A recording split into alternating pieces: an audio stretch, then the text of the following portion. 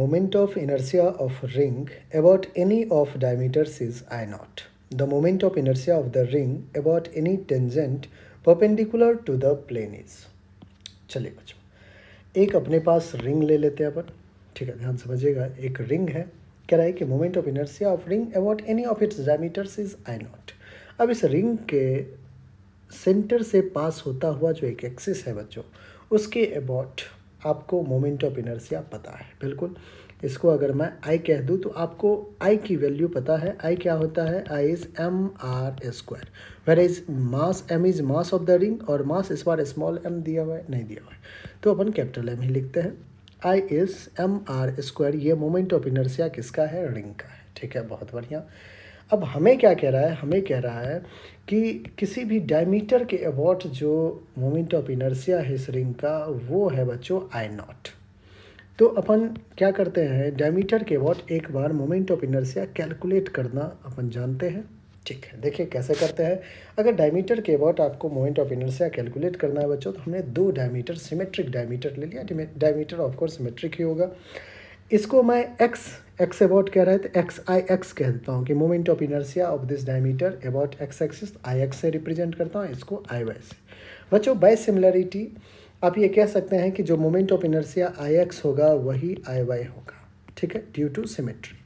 Due to symmetry. एक और चीज़ आप कह सकते हैं कि जो आई एक्स और आई वाई है दोनों परपेंडिकुलर है. Also I X and I Y are perpendicular axis.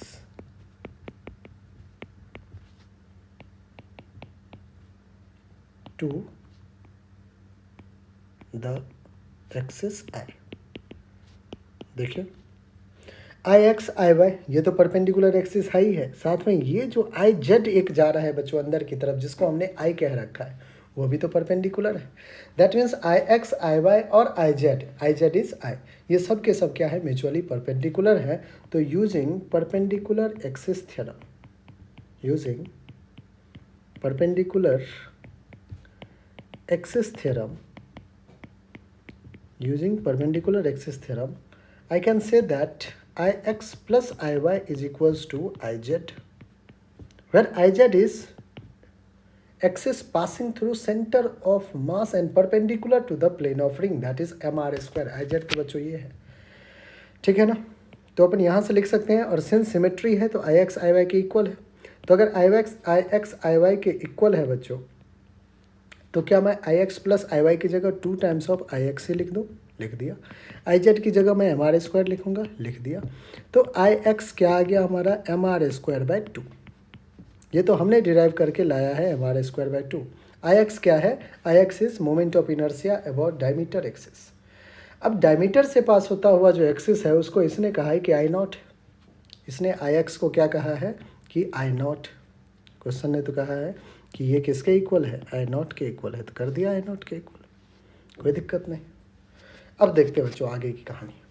कह रहा है कि find the moment of inertia of the ring about any tangent perpendicular to the plane. बच्चों tangent perpendicular to the plane कहा है. टेंजेंट आप into the plane भी लिख सकते थे. इनटू द प्लेन कैसा होता है वो भी मैं दिखा दूँ आपको बच्चों. तो आप एक प्लेन से ऐसे करके पास करवाइए, ये होगा into the plane of the ring. लेकिन ये इनटू द प्लेन नहीं कहा रहा है, ये कह रहा है कि perpendicular to the plane. Perpendicular to the plane मतलब ऐसे एक एक्सिस पास हो रहा होगा यहाँ से. ठीक है, परपेंडिकुलर अंदर की तरफ. तो बच्चों कहोगे अगर परपेंडिकुलर टू द रिंग को अगर मैं आई डैश कह दूँ, तो आई डैश और आई ये दोनों तो पैरेलल जा रहा है. आई भी तो अंदर की तरफ आई जेड में जा रहा है परपेंडिकुलर टू द प्लेन और पासिंग थ्रू सेंटर ऑफ मास. तो बच्चों अब हमें क्या यूज़ करना है? अब हमें यूज़ करना है पैरेलल एक्सिस थ्योरम. लिखेंगे कि since I and I dash are parallel axis and also I is axis passing through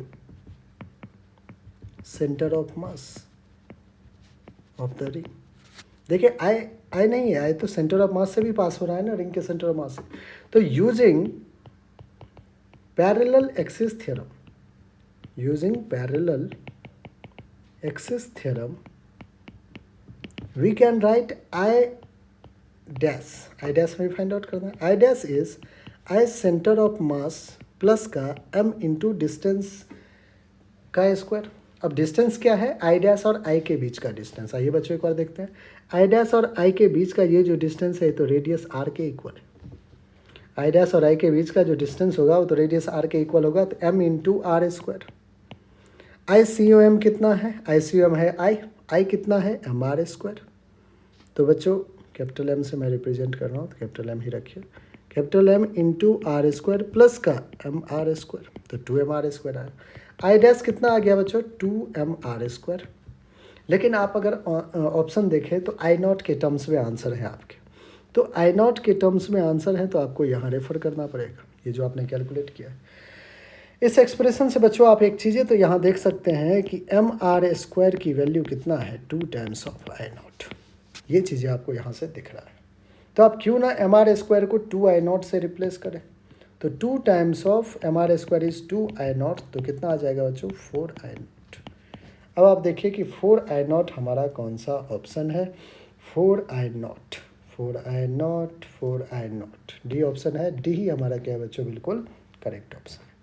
I hope बच्चों आपको हर एक स्टेप अच्छे समझ में आया होगा, कैसे परपेंडिकुलर एक्सिस थ्योरम यूज़ किए, कैसे पैरेलल एक्सिस थ्योरम यूज़ कीजिए।